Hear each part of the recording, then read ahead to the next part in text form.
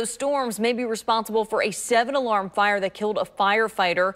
34-year-old Nathan Flynn died yesterday while battling this massive house fire in Clarksville.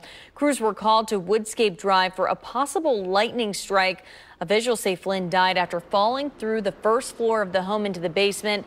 He's the first career firefighter in Howard County to die in the line of duty. WMAR 2 News' Chanel Perriman is live at the Susquehanna Hose Company in Havre de Grace, where Flynn volunteered. Chanel, I am sure that his fellow firefighters are devastated by this news.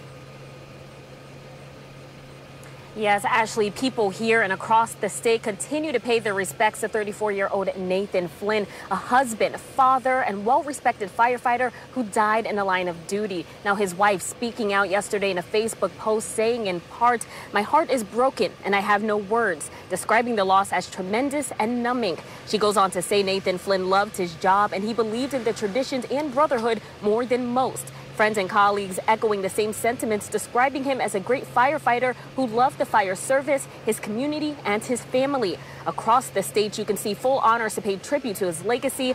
Nathan Flynn spent 13 years with the Howard County Fire Department, but he called Havre de Grace home. That's where he lived with his wife and kids, and he also volunteered with the Susquehanna Hose Company.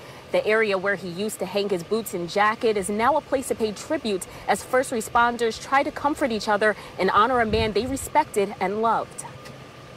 Whether it's here at Susquehanna Hose Company where we volunteer or his career station down in Howard County, you know, between us or on the other side of the country, somebody in California that's hearing about this or saying it affects everybody.